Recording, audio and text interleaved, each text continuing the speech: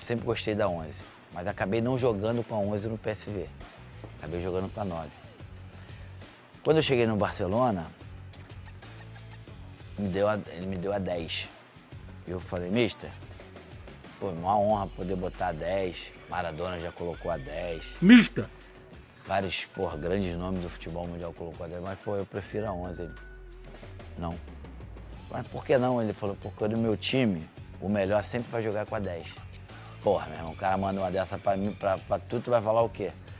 Vou ficar com a 10 pra sempre. Tá maluco? Foi um cara que tá na minha história, o maior treinador que eu tive na minha carreira, com certeza foi ele.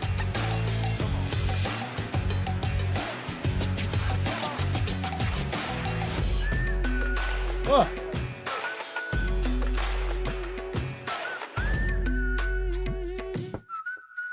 Pô, tem uns caras que parece que é surdo. Memória de vida. Cara, minha primeira memória de vida sou eu muito novinho, morando no Jacarezinho. O cara da casa dele é pica, parece, tá? Pelo menos com, acho que eu tinha 4 anos, 5 anos. Meu pai me pegando na mão, eu não conseguindo dormir.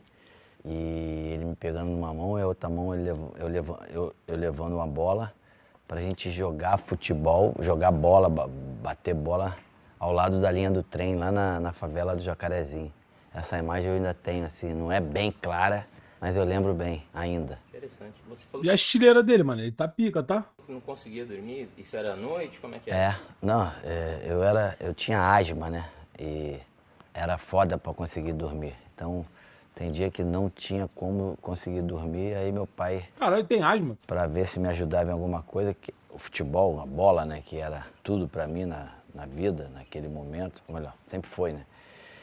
E a gente ia, ficava lá 10, 15 minutos, quando eu voltava, já era tipo 11 horas, meia-noite, essa coisa. Aí quando eu voltava, eu ficava mais calmo e eu conseguia dormir.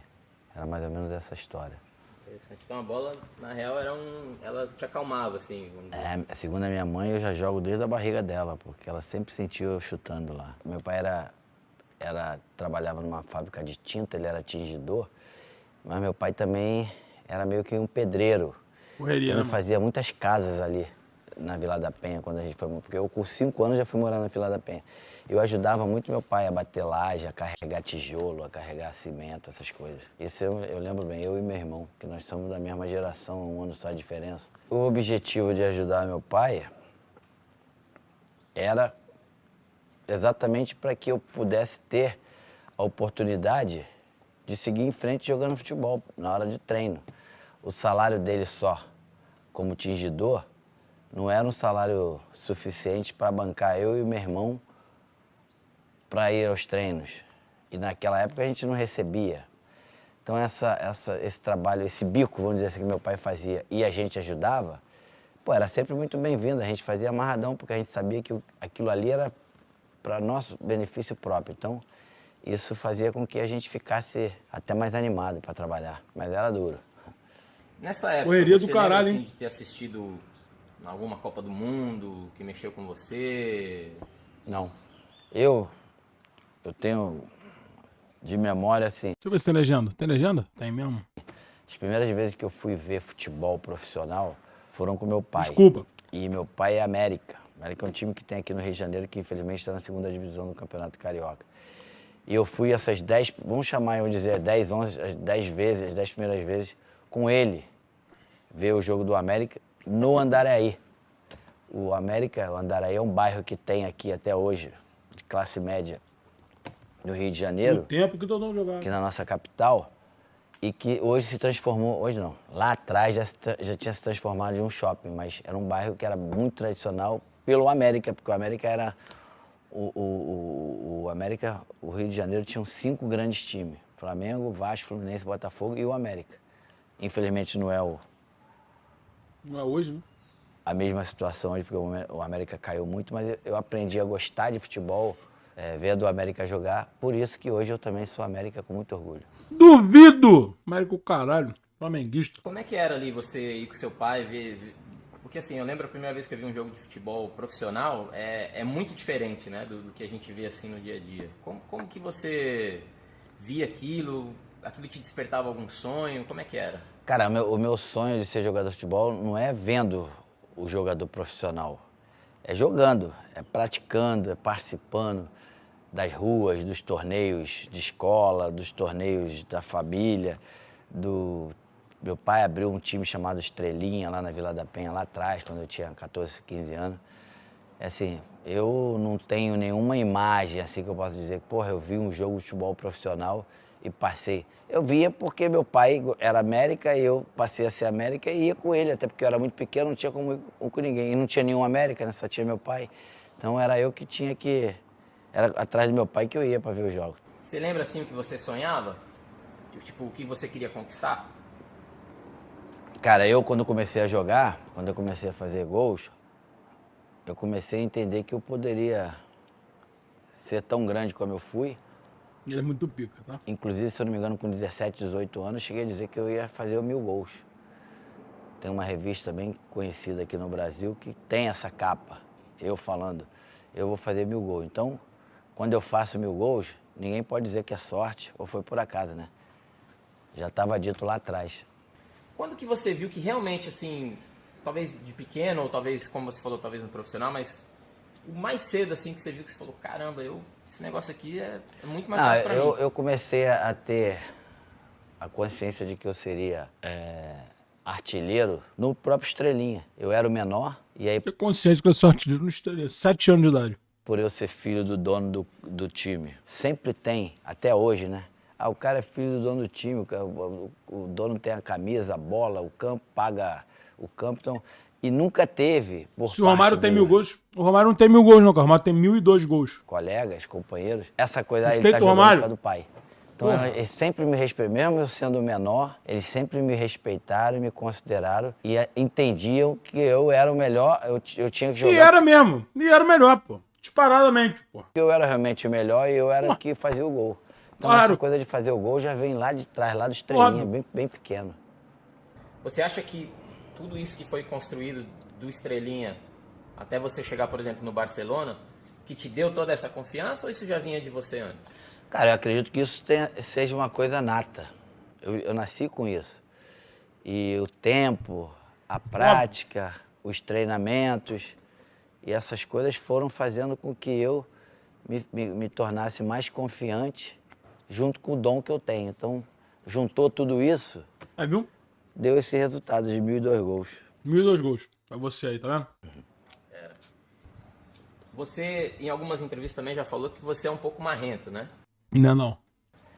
Cara, na verdade é o seguinte, eu já fui tudo, marrento, nojento, babaca, escroto, mas eu acredito que isso seja Ele é pica.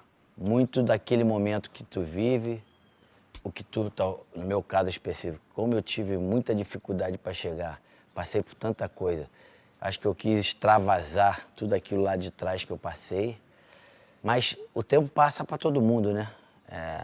Tive o meu auge, hoje eu tô com 55 anos. Se você me perguntar, pô, você faria tudo de novo? Faria. Mas com a cabeça de hoje, faria mais de uma outra forma. A maioria das pessoas desse mundo, todas elas podem falar de trabalho duro se elas trabalharem duro. Mas não são todos que têm o talento no que fazem, né? Isso é uma... Cara, na verdade é o seguinte, se você for ver, fizer um levantamento aí, vamos falar de esporte, Todo né? esporte. Generalizar. A maioria desses grandes gênios daquele determinado esporte, eu posso te afirmar que eles trabalharam duro pra caralho. Mas se eles não tivessem o talento que eles têm, eles não seriam os gênios que foram, ou são. Essa é a minha definição pra gênio. Tem o bom jogador, tem o craque, tem aquele cara que joga pra caralho. Mas gênio são poucos. Não tô falando do futebol, tô falando do esporte em geral. Óbvio. E para chegar onde eles chegaram, para serem o que são ou foram, os caras ralaram. E ralaram muito. Quando eu digo ralaram muito, praticaram muito aquilo que... Mas, por exemplo, futebol. Eu nunca fui um cara de treinar muito, mas eu pratiquei muito o que eu gostava de Isso é muito foda. Eu nunca fui um cara de treinar muito. fazer, que era fazer gol. Então, assim, a cada 10 dias, 8 desses 10 dias, um determinado momento da minha vida para frente, eu praticava finalização, entendeu? Eu não ficava mais correndo em volta do campo, eu não precisava mais correr 7 quilômetros. Não é que eu não precisava, é que eu fazia um tipo de treinamento que era o treinamento específico para eu fazer aquilo ali. Ele é pica. Porque eu, depois dos 35, eu joguei até os 41. Os últimos 6 anos da minha vida, por exemplo, eu botei na minha cabeça que eu não estava mais com vontade de jogar bem. Queria que se foda jogar bem, eu queria fazer gol para chegar aos 1000 gols. Ele é foda. E aí as pessoas, pô, tu era o egoísta. Queria que se foda jogar bem. Claro que não, pô. Se eu faço gol, significa que eu ganho. E meu time também Tem ganha. jeito, Então, né, velho? automaticamente, as coisas vêm juntas. Então, esses eram meus objetivos. Eu treinava essa prática de finalizar para chegar na hora do gol. Tanto é que eu posso dizer que eram pouquíssimas vezes que eu deixava de aproveitar as oportunidades que eu tive. Tem uma fala sua que é muito interessante, que não sei quem te pergunta sobre esse lance de passar a bola para você ou passar a bola para o outro. Essa coisa é o seguinte, eu sempre me considerei o melhor dentro de campo. Quando eu falo melhor, o matador, o artilheiro. Então, quando eu recebo uma bola, se está impossível de eu finalizar, eu passo para uma outra pessoa. Se tiver quase impossível, eu tento finalizar. Ou seja, na situação normal, eu tento porque eu sou melhor. Se eu não conseguir, na minha concepção esse com certeza não vai. Caralho, é mais ou menos por aí.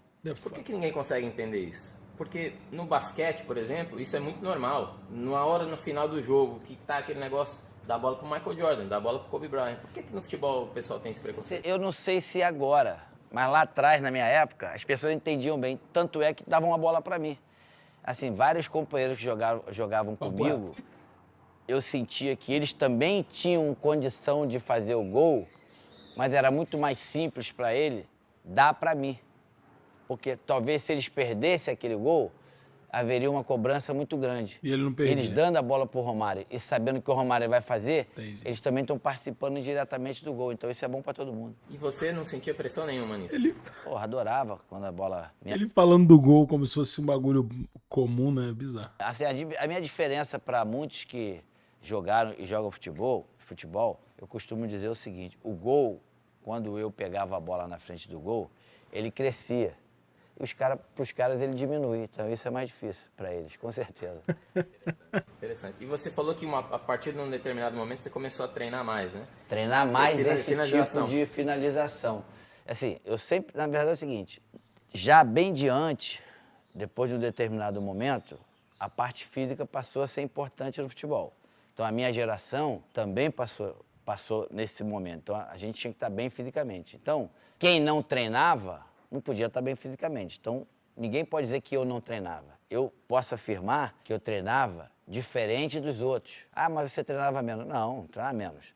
O cara dá lá 7 tiros de 1000, outro faz 7 quilômetros correndo, eu dava 100 chutes, 50 chutes. Se fosse ver na época lá o meu batimento, poderia estar igual ou até mais do que o outro. Então, eu não treinava nem mais nem menos, eu treinava diferente. E eu passei a treinar nesses últimos 6 anos específico do que eu queria fazer, que era fazer gol. Na conversa que eu tive com o Ronaldo, ele falou Ele é muito foda, pô. Não tem como. Ele é muito foda. que o problema do joelho dele, ele acha que foi muito por ele treinar igual todo mundo, em vez de fazer um treinamento específico, como você fazia, né? Eu particularmente, sempre, quando eu entrava em campo, como eu te falei, esse determinado momento no final da minha carreira de 6 anos era com esse objetivo, fazer gol. Então, assim, eu tinha que estar sempre preparado. E uma outra coisa também que era importante é o seguinte, vamos imaginar que eu já tinha feito 4 gols. Na minha cabeça, a próxima bola vai ser a última, então eu tenho que fazer o 5º. Era sempre assim, estava 0-0. Quando eu recebi uma bola para fazer o gol, eu só vou receber essa. Tinha que fazer. Então eu tinha feito 2, recebi aquela bola, não vou receber mais, tenho que fazer o 3º. Então eu me concentrava E fez 1002. muito para fazer os gols. Então por isso que eu fazia muito. Interessante. Interessante. Uma época, eu acho que foi logo no começo no Vasco, que teve alguma coisa lá que falaram que você não estava correndo, e se não me engano, o Dunga falou um negócio, ela falou, não. Teve um momento quando o Tita foi jogar no Vasco, o Vasco teve uma caída de rendimento, e o Tito e o Roberto entendiam que eu, como mais novo, tinha que correr para eles. E eu falava para eles que eu não poderia correr para eles. Eu corro para o time. E automaticamente, o que eu corro para o time está muito bom, porque se for ver artilharia, eu era sempre o artilheiro com no mínimo o dobro deles.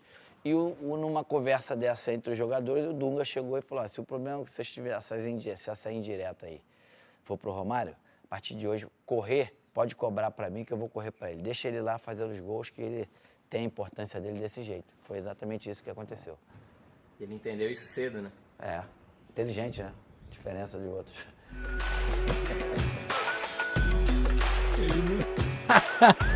Porra, Você fez e Dinamite jogava com ele, cara. Porra, ele sucesso pô, aqui no tá Brasil, foi pra Holanda. E, cara, você é um cara que demonstra amar muito o Rio de Janeiro, praia, sol. E na Holanda a conversa era diferente, né? A chegada da Holanda foi o seguinte, eu fui para as Olimpíadas de 88 em Seul, e o Vasco já tinha uma conversa com São Paulo, que meu contrato tinha acabado, teve até uma polêmica, quase acabei não indo porque não tinha seguro, essas coisas. Mas enfim, depois acabou ficando resolvido. E também o Porto foi um time que apareceu ali para uma probabilidade de eu ir. Acabei indo para as Olimpíadas. Quando eu voltei, apareceu o PSV. E aí foi bom pro Vasco, foi bom para mim, principalmente para mim. E assim, foi a primeira Pegado um dinheiro oportunidade pica, que tá? eu tinha na minha vida, aos 20 anos, 22 anos, 88. Que naquela época ainda era novo, 22 anos. Os jogadores de futebol saíam do Brasil 22, 23, 24, 25. Hoje sai com 15, né? 13. Tem outros que até nascem já lá, né? Aí, resumindo, cara, a dificuldade foi enorme. Primeiro, um frio do caralho. Eu, carioca da Gema do Jacarezinho, acostumado a ir à Praia de Ramos, Ilha do Governador, Copacabana, Barra da Tijuca. Jogar futebol na rua. Chegar no país da época do frio, estava bem abaixo de zero. Alguns graus abaixo de zero. E nunca tinha saído para morar em lugar nenhum. Ainda casei com uma menina que era mais ou menos 8 anos mais nova do que eu. Tinha 22, ela tinha 17, ou seja, 5 anos. De menor Porra, 8 anos é caralho. Falei, meu Deus do céu, Romário, que é isso? ainda, né? Vamos dizer. Então, as dificuldades eram enormes. Frio, a responsabilidade de levar uma esposa mais nova, a língua, difícil pra caceta. Enfim, muita dificuldade. Só que é o seguinte, a necessidade de começar a fazer ter uma condição financeira melhor, eu passei por cima de tudo isso, entendeu? Porque no dinheiro, por exemplo, aqui eu ganhava R$1, lá eu fui para ganhar R$4, R$4.000. A diferença era essa. Caralho. Nem se compara ao de hoje, mas era muita diferença. Então, eu tinha que colocar na Que cabeça, isso, filho? para eu me tornar um cara financeiramente independente, futuramente, já pensando nisso, eu tinha que superar essas adversidades. Que doideira, E, cara, hein? com isso, eu fui passando por cima. Foi difícil pra caralho. Faltei alguns treinos, fiquei barrado em alguns jogos, discuti algumas vezes com alguns companheiros, com alguns treinadores, principalmente nos, vamos dizer, 2 primeiros anos que eu passei lá, quase 5 temporadas e meia. Então, assim, foi complicado, foi difícil, mas valeu a pena. E, assim, eu passaria por tudo isso de novo, se eu tivesse naquela situação lá atrás. Daquela época da Holanda, o que mais te marcou ali? Cara, o que mais me marcou na Holanda foi o frio. Tinha frio de 17 graus abaixo de zero. Nossa. E tinha determinados dias que eu não aparecia para treinar. Na verdade, eu não saía de casa. E, na verdade, eu me lembro que uma vez, 3 dias eu não saí de casa. Ou seja, faltei 3 dias de treino. E aí os caras começaram a ficar preocupados, batendo lá em casa. E eu não atendia. Que era tanto frio, cara, que me dava tristeza. Inclusive, para te falar a verdade, em determinado momento, passou na minha cabeça, pô, irmão, vou meter o pé porque tá brabo. Só que aí vinha aquilo que eu acabei de falar. Não posso. Tristeza. O que eu tenho que fazer? Começar a fazer a minha carreira financeiramente, falando para me melhorar. E sabia que futuramente, logo, logo, eu ia sair de lá. Porque o PSV, hoje, inclusive, é bem maior do que na época. Quando eu fui, o PSV, por acaso, tinha sido campeão da Champions League. Hoje a Champions League tinha um outro nome. Então, era grande. E, assim, já estava no topo, porque tinha sido campeão. Então, só que é o seguinte, ele era muito maior na Holanda do que no mundo em geral, principalmente da Europa. O PSV hoje, eu sabia que ali ia inclusive, ser chamar uma escada, um degrau, um trampolim para eu ir parar em outro, como eu parei no Barcelona. Assim, o frio foi o que mais me chamou a atenção ali negativamente. E a língua também nos primeiros anos, como eu tinha muita relação, acabei conhecendo dois espanhóis, 2 portugueses, um italiano e uma família de brasileira. Então, assim, porra, o que eu menos falava era holandês. Então, não só eu, quando a gente sai para jogar em outro país e tem uma relação com pessoas que falam a nossa língua todos os Deve ser dias, difícil pra caralho, tá? a tendência é você ter mais dificuldade de aprender a outra língua. Mas aos poucos acabou acontecendo. E positivamente?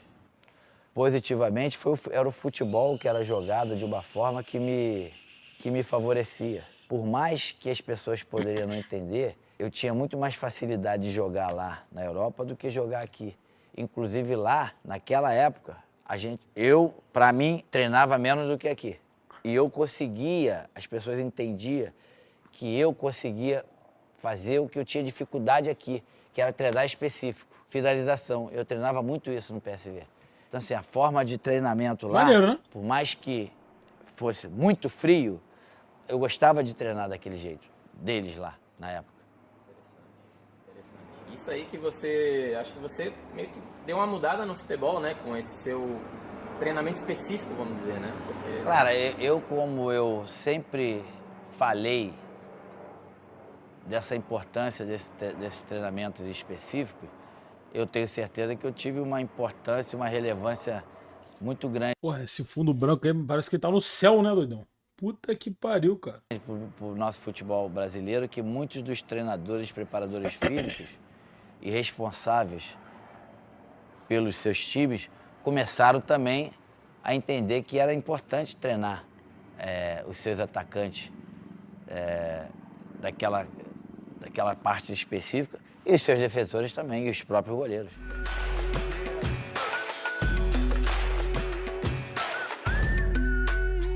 O tal de Cruyff te chamou para ir jogar no Barcelona. Como é que você recebeu essa notícia?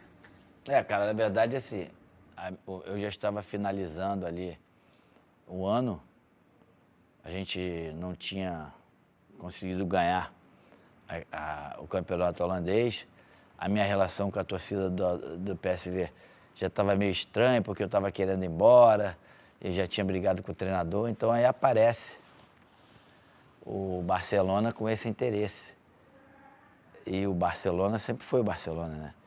Então, assim, e principalmente treinado pelo Cruyff, a motivação foi porra, do cacete, a alegria, assim, essa satisfação de ter feito um puta de um trabalho na Holanda para ser reconhecido no maior clube de todos os tempos, que é o Barcelona.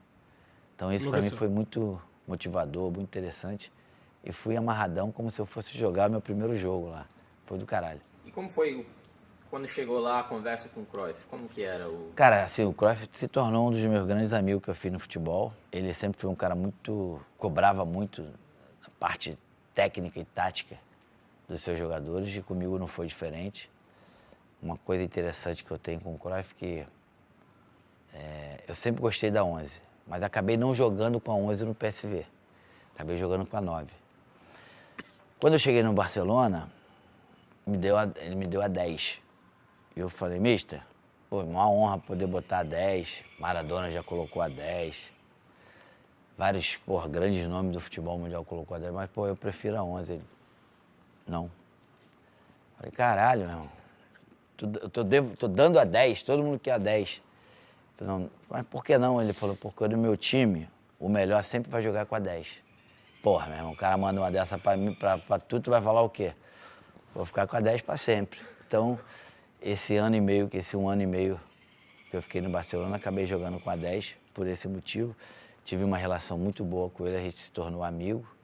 Até mesmo depois, quando eu parei de jogar, ele parou de treinar, a gente teve alguns contatos. Infelizmente ele faleceu, né? Mas o Cruyff é um cara que tá na minha história. O maior treinador que eu tive na minha carreira, com certeza foi ele. Cara, tá maluco. Todo mundo fala que ele era um gênio, né? Eu não tive o privilégio de nunca conversar com ele. Pô. Mas como que dava pra sentir essa genialidade dele? Cara, eu não acompanhei muito o Cruyff jogando. Eu tive o prazer e a honra de conviver com ele como treinador. E é o seguinte, às vezes tem jogadas que são quase impossíveis de ser feitas. E ele mandava determinados jogadores fazer aquele tipo de jogada. E aí eu vi, ninguém me contou não, Cara, pô, mister, foda, não dá pra fazer, cara. Ah, não dá? Pegava a bola e fazia, entendeu? Tipo, vou te dar a bola, tu domina, vira, joga ali que tu vai acertar. Aí botava uma camisa ali na trás ali.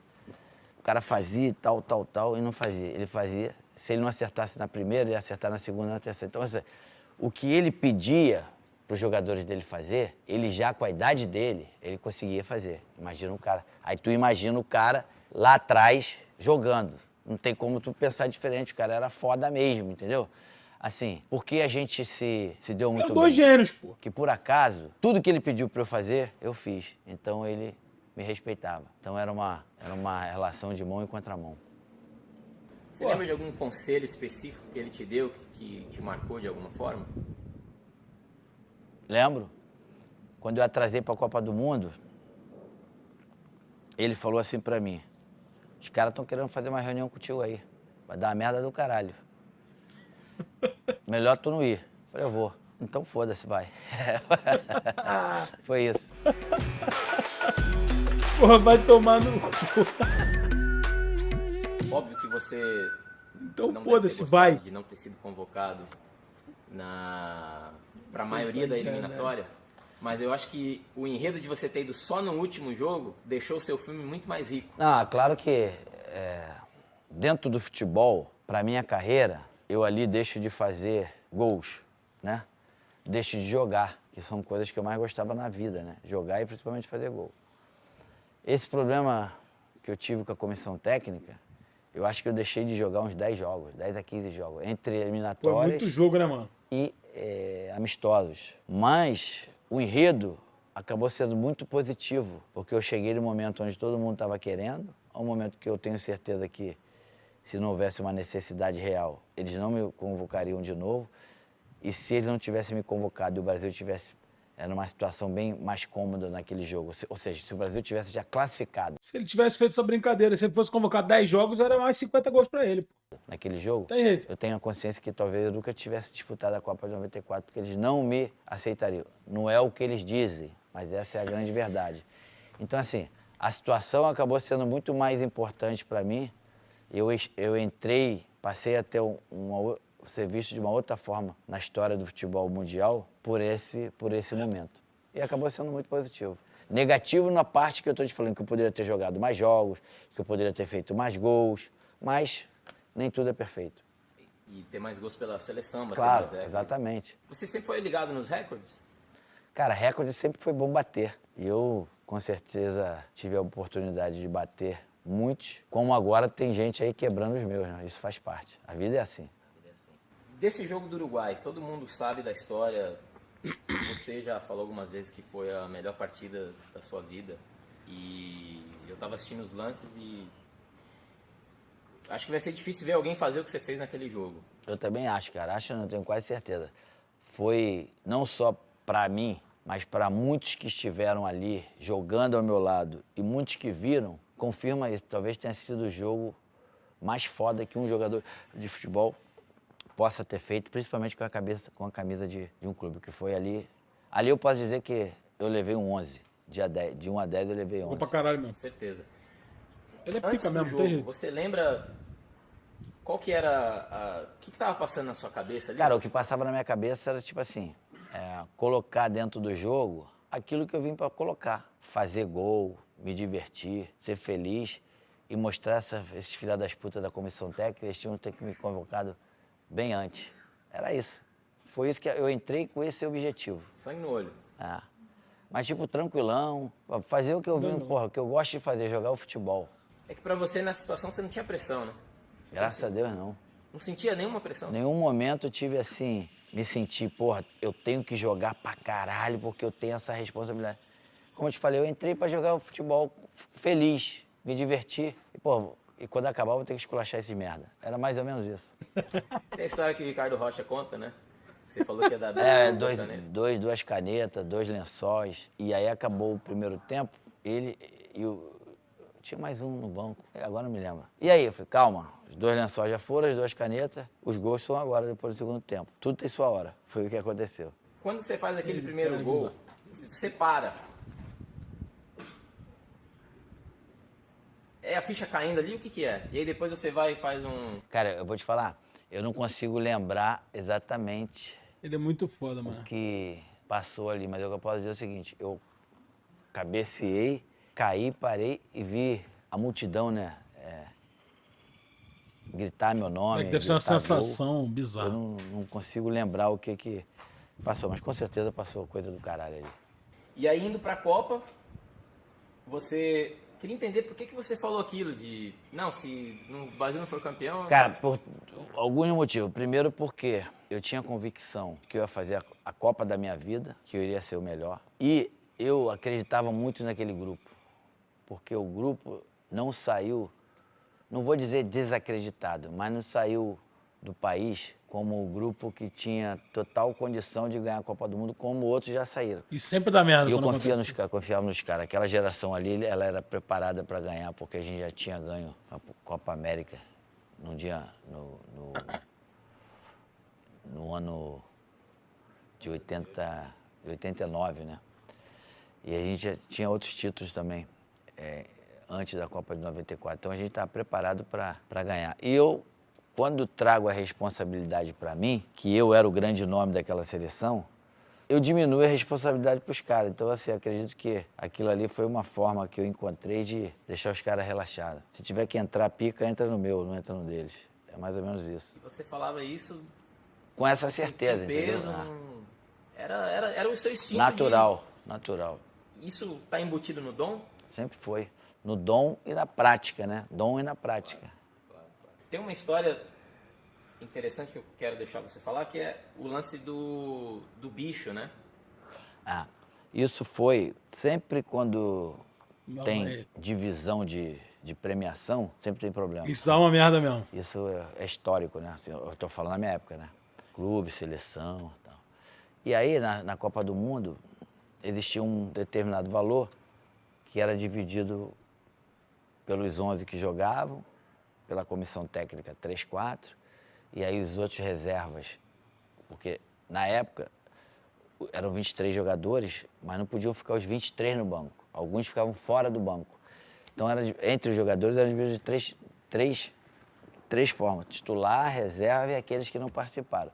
E da comissão técnica também, tipo o treinador, o preparador físico, o médico e o outro lá recebiam o valor e os outros menos. E aí, roupeiro, massagista, roupeiro eram 2, massagista eram 2, a gente tinha cozinheiro, a gente tinha um cara que trabalhava no telefone, recebiam alguma coisa que os jogadores davam. Então eu entendi que isso não era correto. Tá todo mundo ali no mesmo barco. Então eu puxei essa ideia de dividir. São quantas pessoas que estão aqui hoje na comissão? Vamos imaginar, 40. Então o Romário, que era o maior nome da seleção, e o cozinheiro, nada contra o cozinheiro, porque ninguém sabia quem era, que não estava no dia a dia, vão receber igual. E aí fui falando com alguns jogadores e teve essa reunião em relação a isso. Alguém não concordou, fudeu. Alguns, que eu não lembro, senão eu ia te falar, foram o contrário. Mas aí acabou a maioria ganhando e foi isso que aconteceu. Isso foi muito bom para todo mundo. Alguns, que eu não lembro, senão eu ia falar. Todo mundo se sentiu no mesmo barco, com a mesma obrigação. E eu acredito que a partir desse momento a seleção ficou mais forte. Eu já ouvi também dizer que em 90 não foi bem assim, né? Isso foi uma lição... 90 foi totalmente diferente. Em 90 tinha um problema de dinheiro de patrocinador e que chegava, né, cara? Olha isso, cara. Chegava pra gente que o valor era um, que na verdade a gente descobriu que o valor era outro. Então esse foi um problema sério, discussão sobre isso. E um outro problema também que atrapalhou muito foi da parte tática, porque acabei não estando 100% tecnicamente, nem fisicamente, nem clinicamente, porque eu tive um problema de lesão nesse pé direito aqui, quebrou a fíbula e tive arrebentaram os ligamentos. E aí, mesmo assim, os atacantes queriam jogar com 3, os defensores queriam jogar com 3. Então havia um impasse e o Lazzaroni, que era o treinador responsável, acabou não conseguindo manter o grupo. Não decidiu e ficou todo mundo meio aborrecido, o caralho. E esse assunto também do dinheiro do patrocinador. E aí a seleção de 90, que era uma seleção muito boa tecnicamente, acabou não se concentrando no que tinha que se concentrar, que era dentro de jogo. Diferente da de 94. Então a gente acabou perdendo porque a gente realmente não foi para ganhar. Não foi pronto para ganhar. E perdeu. Copa do Mundo, se tu não tiver 100% com o objetivo, pouca coisa atrapalha. Você vê aquela Copa do Mundo de 88 que eu não fui, não estava lá. Se me perguntar o que aconteceu, não sei porque eu não estava, nunca perguntei, nem quero saber. O Brasil foi jogando de uma forma até a final, aquele problema do Ronaldo acabou desorientando e desconcentrando a seleção e a gente acabou perdendo aquela Copa do Mundo. Time aquele que, na minha opinião, tinha total condição de ganhar a França na final. Não tem como não ficar abalado, irmão. Os jogadores falam que não, mas é mó causada. Tá maluco, pô. Como é que tu não vai, caralho? Pô. O Brasil inteiro queria você ali. Mas você não foi e você não só não foi, como foi comentarista.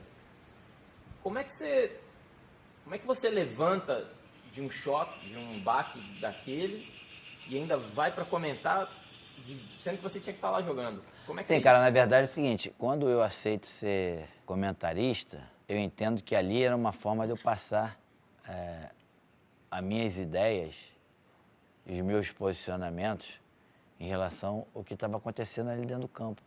Era uma forma indireta de eu também participar da Copa do Mundo, porque bizarro, eu acabei, né, depois de 2, 3, 4 dias, entendendo que realmente a ficha caiu, eu não vou jogar a Copa do Mundo.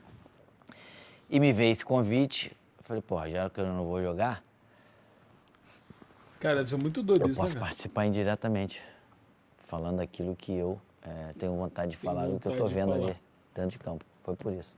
E como foi a experiência? Foi ótimo, gostei muito.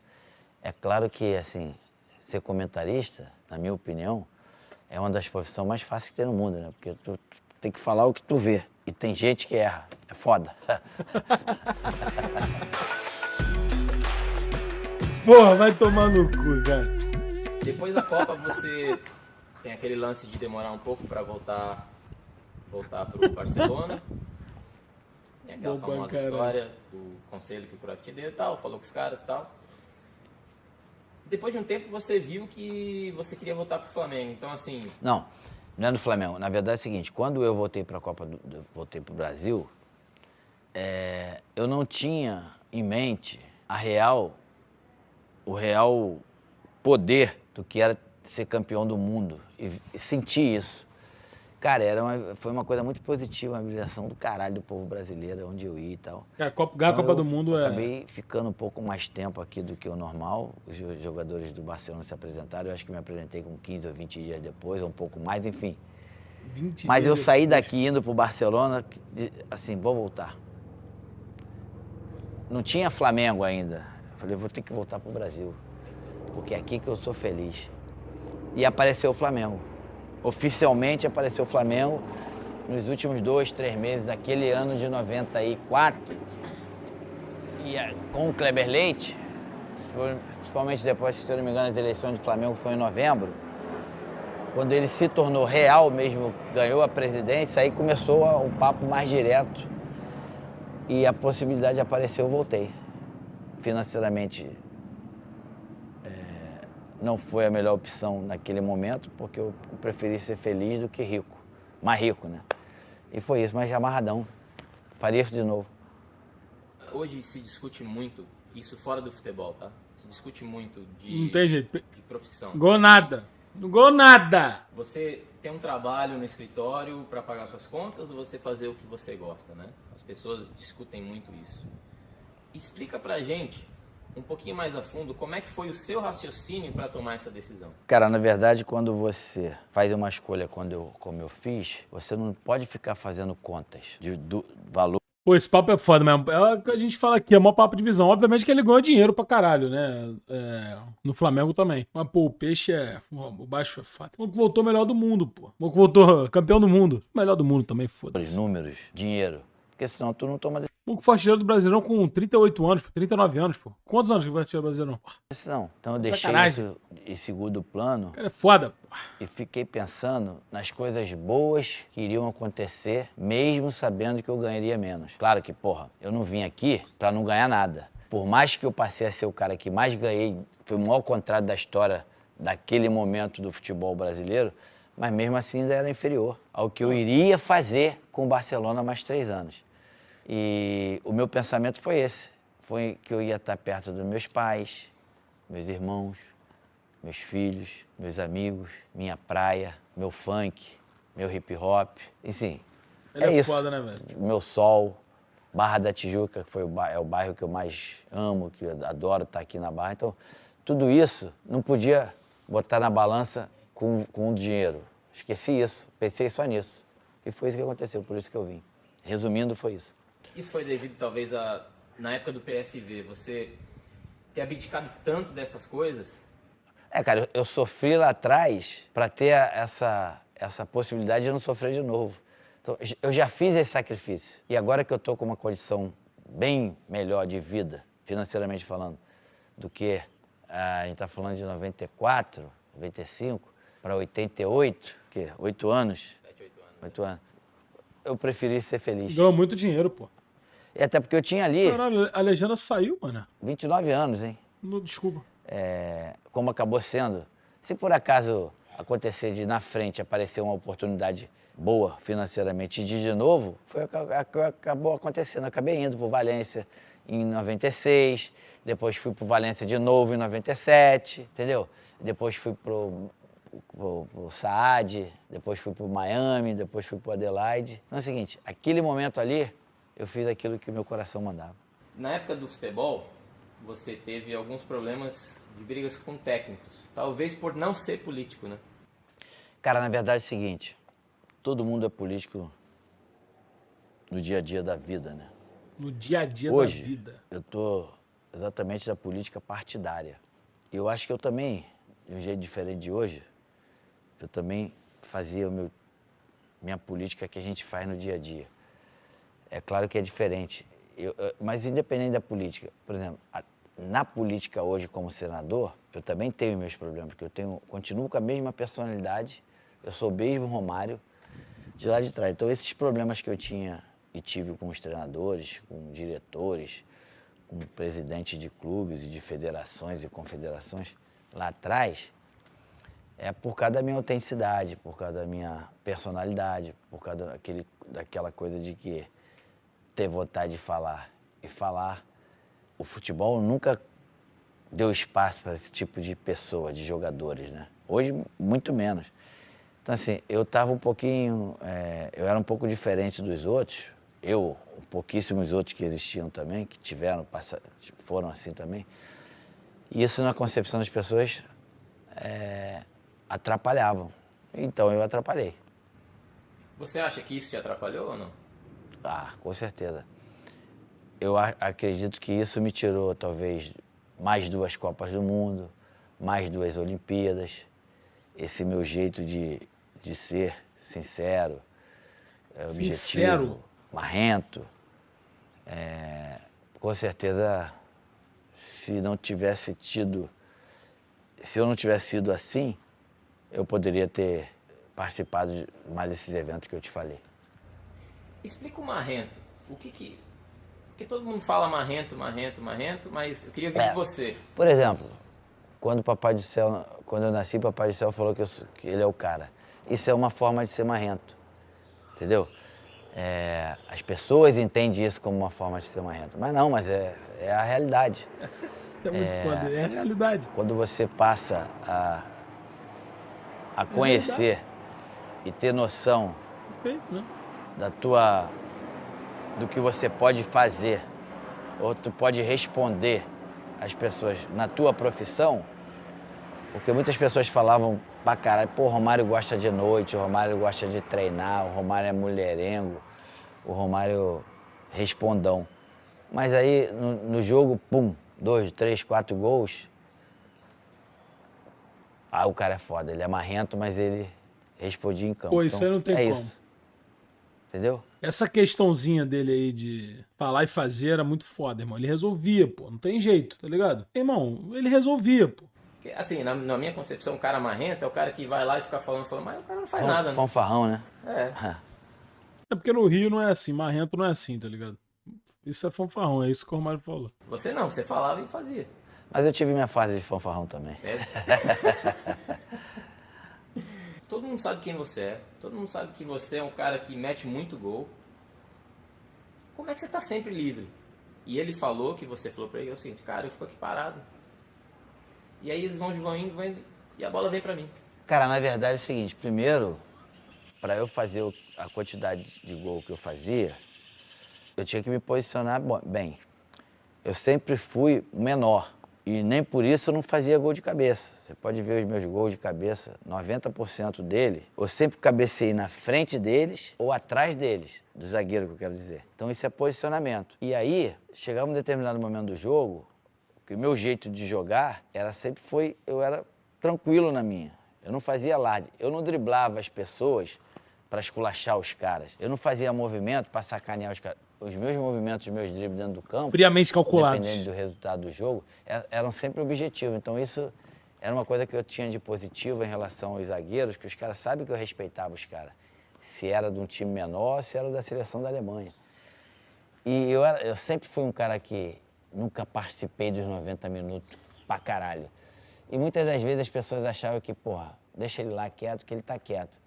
O meu quieto era uma estratégia de, vamos esquecer. E aí eu aparecia. Esse era o meu jeito de jogar, era a minha forma de fazer gol. Tem jeito. Foi uma saga para fazer os 1000 gols, né?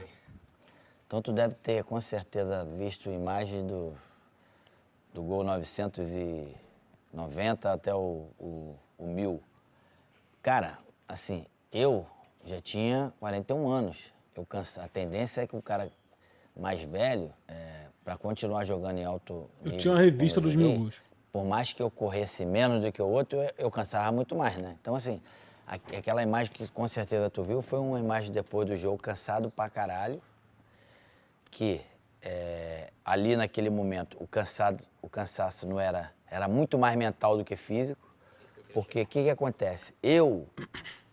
Quando eu estava próximo dos 1000 gols, o meu esforço não era mais o físico, era o mental, porque eu tinha que pensar muito mais que quando eu era mais novo, porque eu entendia que é o seguinte, não dava mais para disputar, para fazer um gol na parte física. Então eu tinha que pensar pra caralho. Onde que eu vou estar? O que eu tenho que fazer? Como é que eu vou sair desse zagueirão aí? Entendeu? Então quando acabava o jogo, e principalmente que eu tinha feito, se eu tivesse feito o gol, era um cansaço duplo, brother. Muito. A cabeça saía cansada. Era assim. Com certeza deve ter sido imagem depois de um desses gols aí. Mesmo, tá? Foi do gol 1000, na real. Ah, porra, pior ainda. Então. Imagina. O gol 1000, se eu não me engano, foram 5 ou 6 jogos para fazer o gol 1000. E, porra, uma romaria atrás de mim, né? Ao longo desse tempo.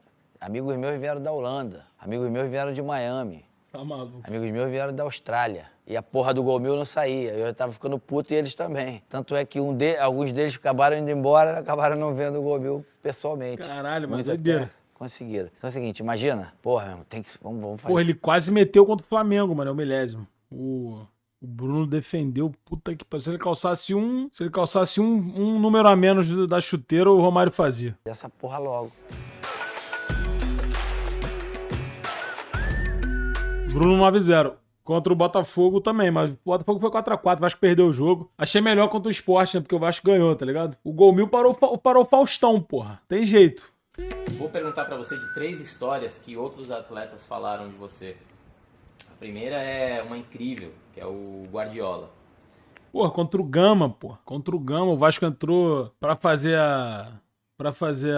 a festa e mamou pro Gama, pô. Se fudeu, tá ligado? Bizarro, pô. O Vasco foi pro Maracanã fazer uma festa do gol 1000 do Romário. Só que o Vasco esqueceu de jogar, pô. E o Gama eliminou o Vasco da Copa do Brasil, pô. Era uma pica, tá? Bizarro, cara. E tem um vídeo curto que eu assisti, ele falando o seguinte, cara, o Romário, quando ele chegava no vestiário, eu já sabia se ele ia fazer 3 gols ou não. Dependia do meu humor, né? Como é que era isso?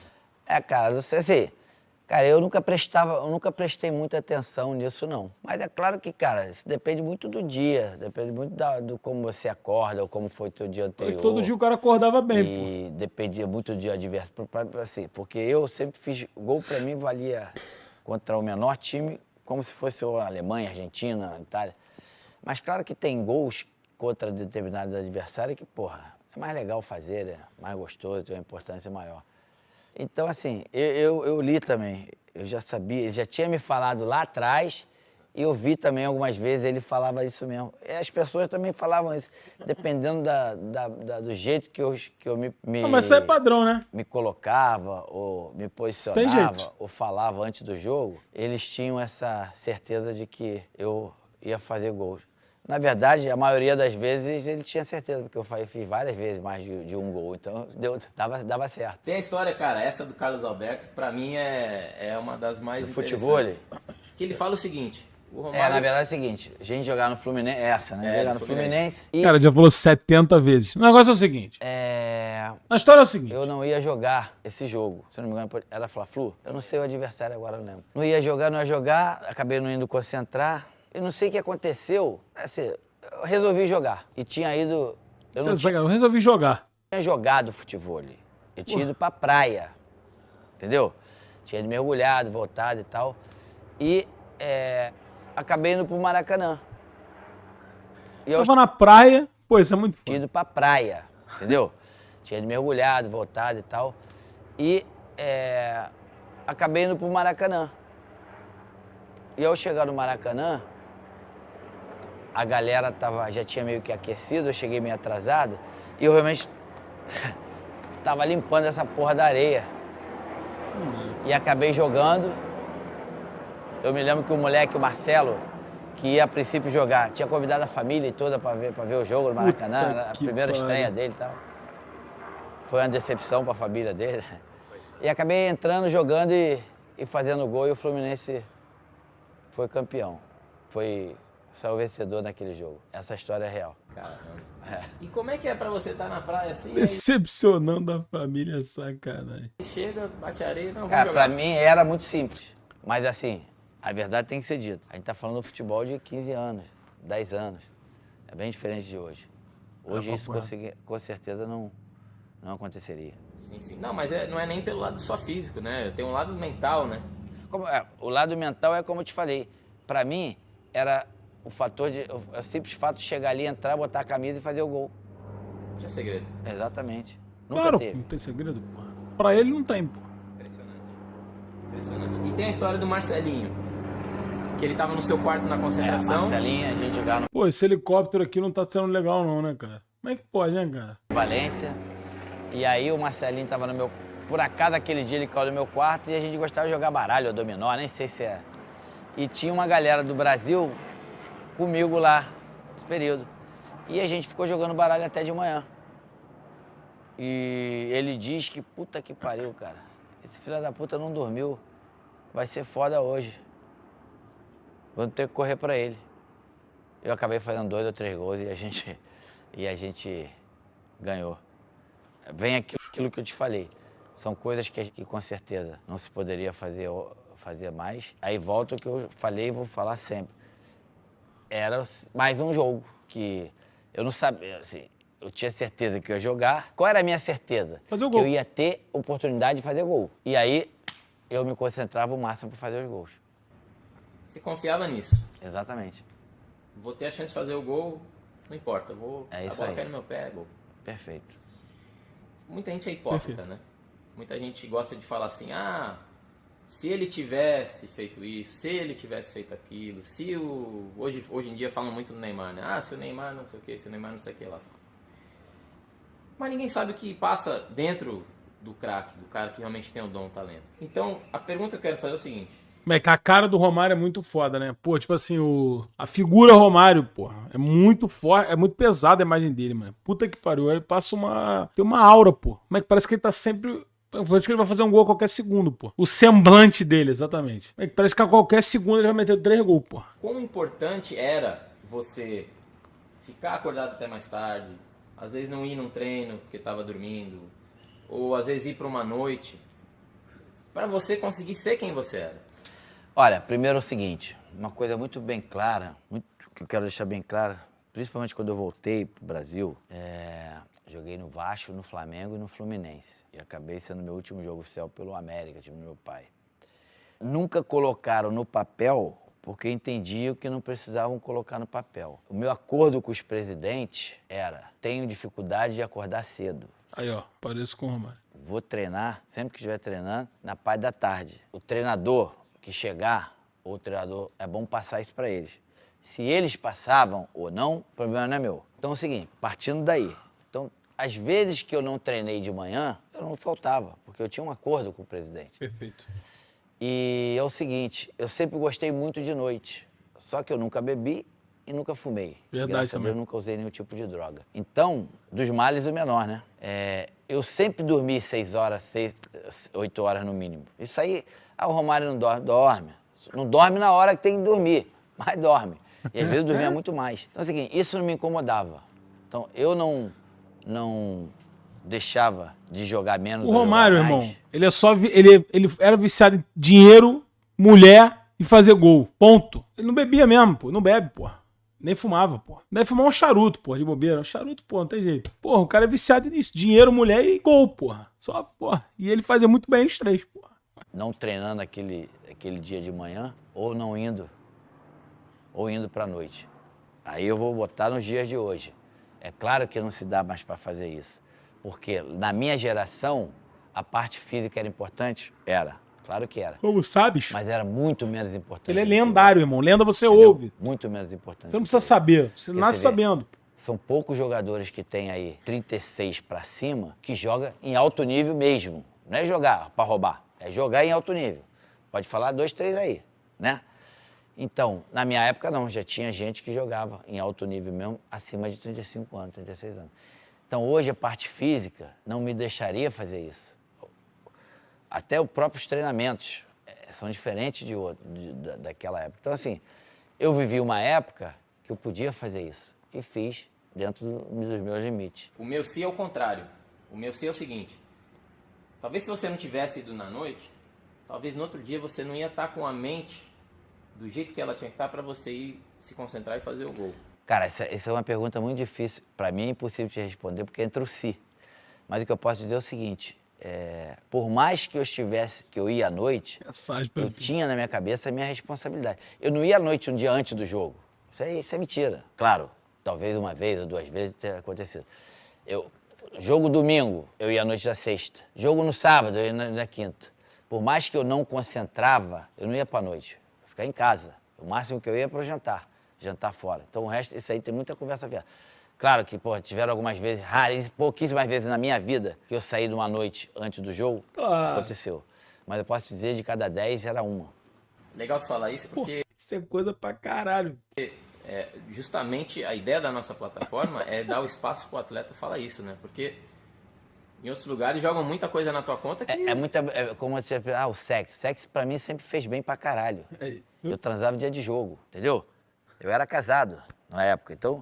Eu não tinha problema com isso. Pica, eu acordava com tesão, transava com a minha mulher, ia pro jogo. Como eu não concentrava, eu fazia isso. E nunca me atrapalhou em nada. Só ajudava. Pra caralho. Mentalmente, então, eu ficava bem tranquilo, leve. Leve. Por isso você entrava tão... Por isso Pô, que ele fácil é pica. fazer, Também tem essa relação. O que te dá medo? Cachorro.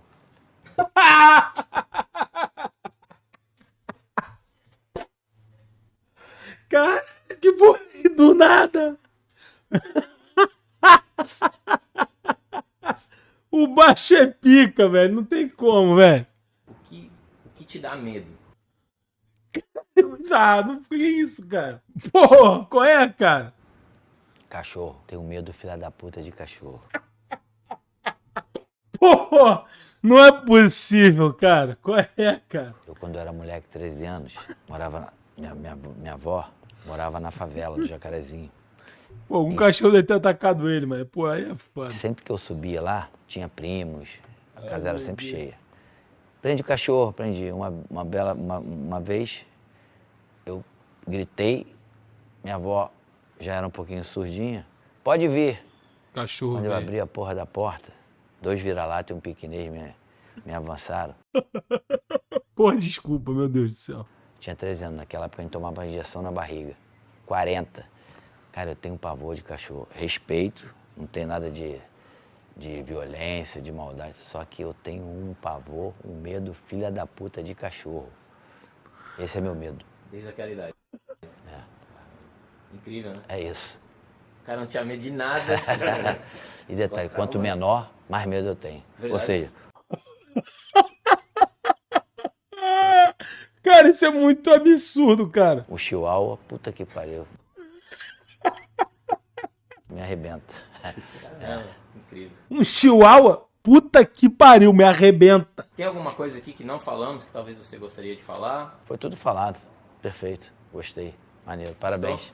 Obrigado, viu?